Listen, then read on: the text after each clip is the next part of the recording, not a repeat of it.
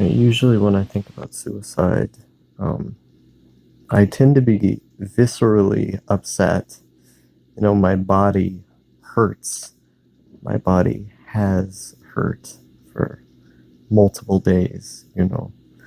Um, I feel an extreme lack of energy while feeling simultaneously as if my body is reacting violently, where like everything feels painful in some regard. And I also can't enjoy anything that I would typically enjoy. Um, Everything just feels bad, for lack of a better term. Um, and there are these moments that I get when I'm thinking about killing myself where I'm not even particularly feeling that bad, where the level of badness that I would normally feel, that visceral physical reaction, isn't there, but I nonetheless feel a strong desire to do it. That I feel a little bit sad, but I want to do that thing. And I don't know if it's because of the fact that I've just experienced so many of the same problems over and over and over again that they just hurt less over time. They are nonetheless creating the same results. I tend to feel the same way afterwards. Um, and I had an instance like that last night, where, it just felt like every single thing was going wrong at once. And I was ready to go. I wanted to go.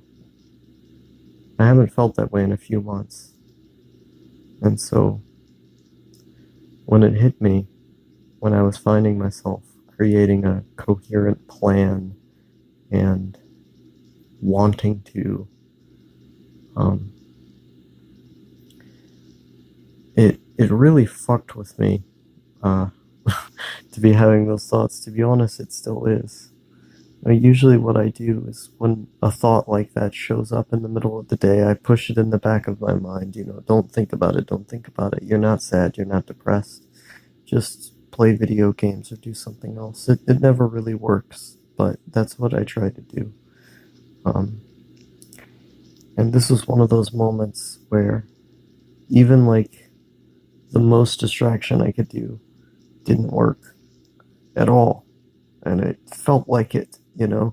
I wasn't just kind of ignoring it anymore. I couldn't ignore it. It felt terrible, like something needed to happen.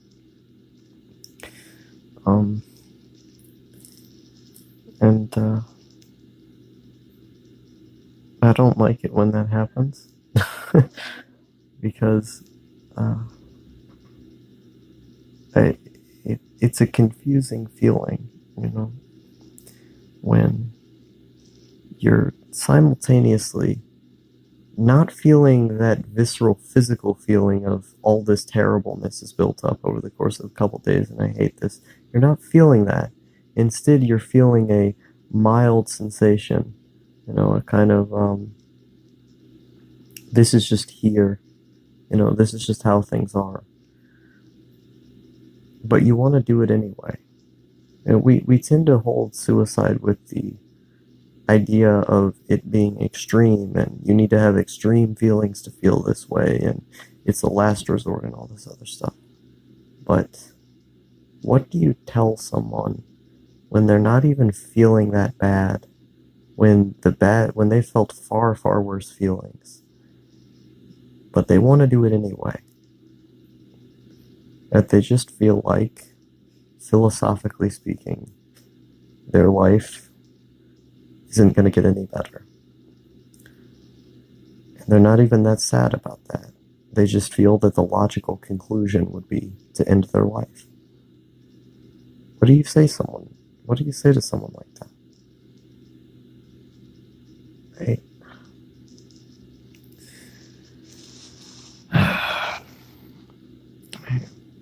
I just, it's hard. It's very, very hard. I try to project this image of, I'm outgoing and social and, I care a lot about the people around me. So I try not to show that I'm feeling that way. And I, myself, tend to ignore it. I don't think about it. But there's certain times when it just feels so bad that you can't. You can't just pretend it isn't there. And last night was one of those times. And I didn't like it very much. But the Earth continues spinning, and at the end of the day, everyone is out for their self-interest. Everyone wants to do what benefits them the most. No one is going to care for you in a selfless way. They're going to care for you in a selfish way because that's just how humans are. Humans are inherently selfish. But you're never going to get the sense that if someone doesn't care emotionally, that they would help you anyway. There has to be that emotional connection. They have to care. And the majority of the planet is going to see you suffering. They're going to see the idea of you suffering, and they're just not going to care. They're oftentimes going to enjoy the fact that they've made you suffer as much as possible. It doesn't matter if they have all of the information. It doesn't matter if they know what they're talking about, because all they need to do is feel that they know what they're talking about emotionally. They don't need any logical reason to tell you, horrifically mean things or to do horrifically mean things to you. They just need to feel that it's justified for themselves. And ultimately, they'll do it because of that. Human beings do not care. They do not care about most other people. They don't spend the time to sit down and think about what individual traumas does this person have? What are they like? No, they just get mad and they say bullshit, They don't spend the time to stop themselves. And oftentimes, in the worst cases of people, they will actively say things that are fucked up. And they like it. They want to. And I think with certain people that is okay, because sometimes people just need to be taught a lesson in order to get them out of their hole. Sometimes they just need a dose of reality. If they've made you feel bad enough, perhaps the only way to get them out of their hole is to show them how you're feeling through punching back. I don't necessarily advocate being a pushover in any regard, but there is a certain point with people where, in my eyes at least, you have to take a step back and assess what is it this person is going through and how, can I accommodate for them? How can I act differently depending on what their individual circumstances are? And I don't like making judgments about people or taking decisive action without having all of that context. I've never liked doing that because there's always something I don't know. There's always something I could have missed the information on. And if even the smallest thing that I say is misguided in that way, happens to come out of my mouth, then I could end up having a profound effect on them in a negative way. And I don't want to do that. I don't want to do that to people. I think that's bad, and it makes me feel bad. But most people aren't like that. They don't spend 5 seconds thinking about you, let alone the amount of time it would take to gather all of the information that it would take for you to understand what an individual person is going through. They don't care how you feel. They don't care how much pain they put you in. Oftentimes they want to put you in pain. It's in their self-interest to do that, just like it's in my self-interest to not do that, because I would feel bad if I didn't help. And so, you can't rely on other people most of the time. Not friends, even. Oftentimes friends are just people who hang around you. They're not people who care. They're not people who want to be loyal to you in any way. They may talk like they want to do that, but that's just platitudes. It's just a means to an end, a way to get something out of people. And, I understand this. I understand this is just how humans are, but when you realize that fully in that moment of, do I take my life or do I not? There's almost a kind of strength that can be gained from knowing that you really are the only one here. You're fighting against the ocean, against the universe, and the only thing you can do is to try to make other people more like yourself. It's to try to make other people think in a different way. You can't change the people who already think a certain way. You can't make them not be cruel most of the time. And so the only thing you can do is help the generation along to be less cruel. But it's hard. It's very, very hard to continue living when you know that this world is as cruel as it is, when you know people are as cruel as they are.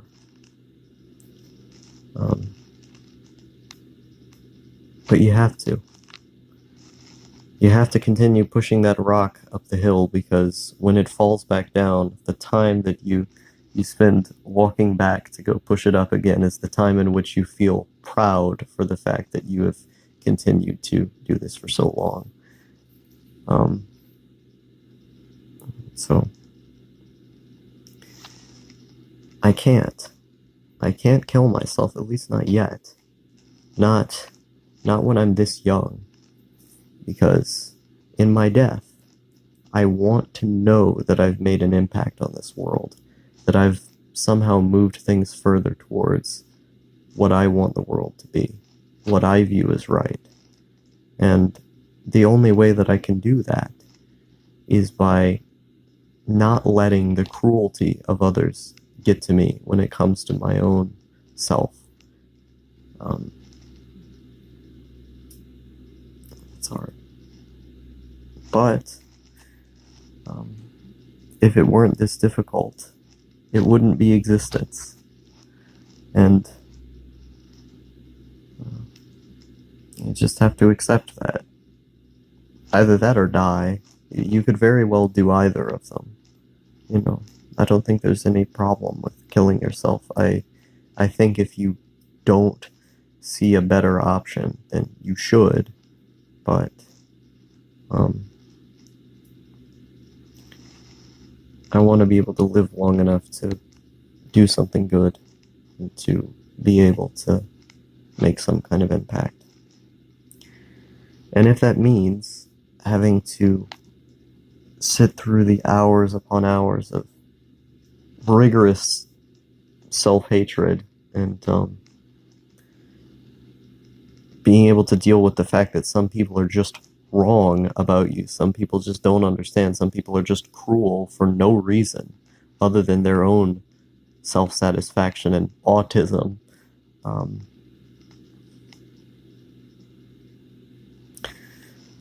you're gonna have to live with that in order to make it to your aspirations or whatever.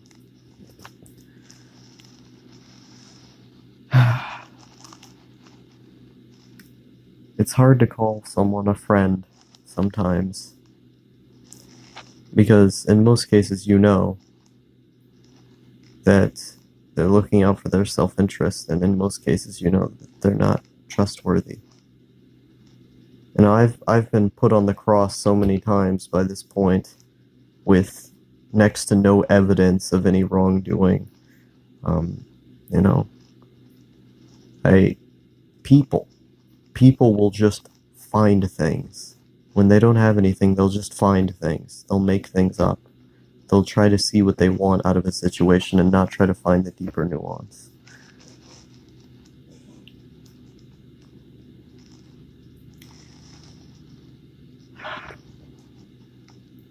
That's a thought you have to deal with.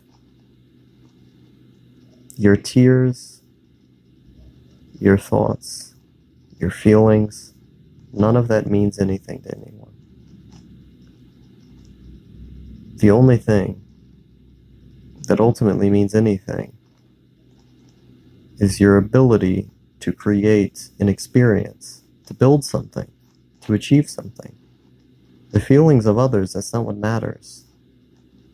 Because ultimately they're out for their own self-interest. And that self-interest itself is predetermined by the environment that they came in.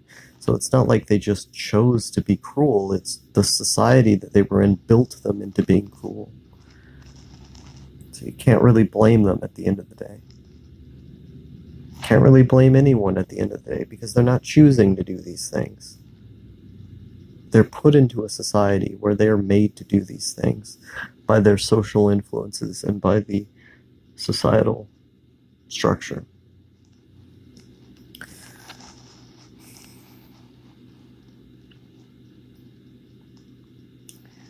It is hard to realize that.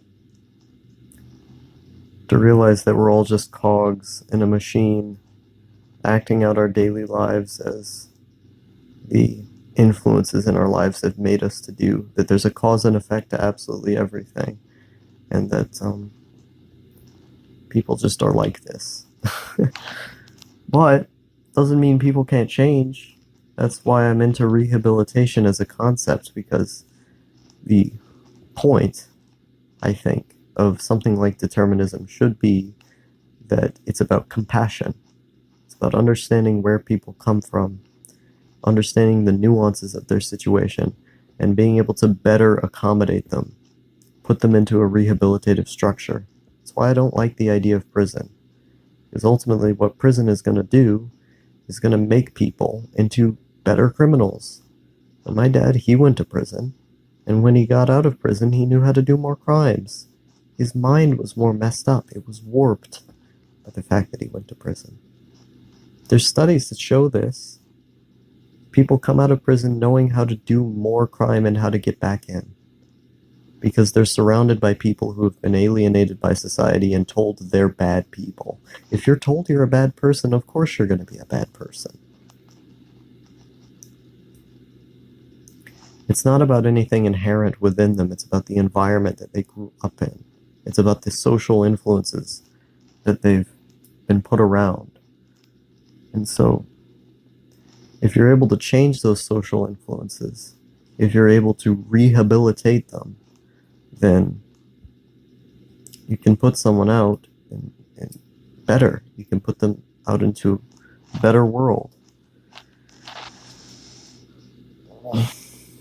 And so, I'm not really for the demonization of other people. I'm not even for getting mad at other people. You know, I like getting angry as it pertains to justice. You know, I said anger is the backbone of change. That I like being angry at an overall system so you can use that anger to put it into a productive force. But when you're angry at individuals, it's never productive. Almost never productive. Like, there's very few instances in which anger can be used to push someone in a more positive direction. Most of the time it doesn't work. And so you're stuck with trying to get angry and make things worse, or trying to make yourself into a less angry person and be able to accommodate better for that individual. Well, it ultimately depends on how much patience you have. But patience is a skill. It can be built. You know? It's a skill I'm still building. It's a skill I've been trying to build for years now. And so, I guess the reason why I don't let the opinions of others dictate where my life is going to go, or rather, how my life will end, is because I have to remind myself each time that happens is that these people don't necessarily have anything against me. These people are acting in what they view as their self-interest or what they're afraid of because of the way society and their social influences have conditioned them, that they were just going to do this because that is how they are. And once I realize that, it makes me a lot less upset, because I know that they didn't have anything particularly against me. They're just like that. But in that moment when you want to end your life, because you feel that someone who was close to you sees you in a very cruel way, it can be hard to contextualize all of that. You just have to take a step back. You just have to breathe a little and then realize that most of us really don't know what we're doing. We just kind of spend our time on this earth being alive and messing up a lot. We think we know what we're doing, but we really don't. That's why, if someone can make a better argument, I almost always move to their side. If you can back up what you're saying with evidence, if you can substantiate your claims, I usually move to the other side. Because I don't want to believe something that is false. I want to try as hard as I can to be able to understand the other point of view and to be able to contextualize my perspective based on evidence rather than my emotions. And that comes with being able to accommodate others, because when you understand where someone comes from, and when you understand what implications your actions have on others, you're less likely to act unless you just don't care. Which, some people, they just don't care, but I try to, because I think it's wrong not to. I see myself in their position and I get upset. Now, perhaps a lot of people just haven't experienced the same pain. They don't understand because they haven't experienced that pain. But even if I haven't experienced the pain, I try as hard as I can to understand the logical reasons for why they would. And then I try to put myself in the scenario that they're in, and it makes me understand better, and then I feel bad for what it is that I've said or done. And I make an effort not to do that anymore, because I would view that as a mistake. It plays into what I'm talking about with conceding to arguments that are better than yours,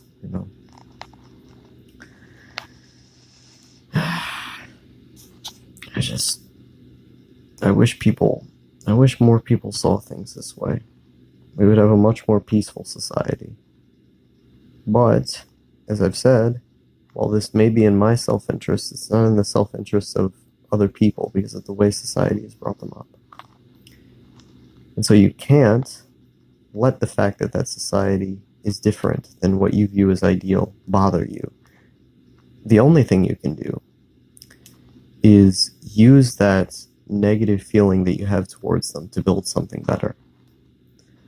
And I know when I die, I will be happy because I will have built the thing that I've wanted to build. I will have influenced society in a positive way, in the way that I want to. And I can't leave this world until I've done that, because I want to be able to leave this world knowing that I am happy. I want to leave this world peacefully. And the only way I can do that is by being accomplished, knowing that I've accomplished something that makes me happy, that I can feel proud of. Looking back on my life and feeling as if I did a good job. It's the best feeling that you can have when your life is about to end. And so, no matter how much struggle I face, I can't leave the world until I've done that.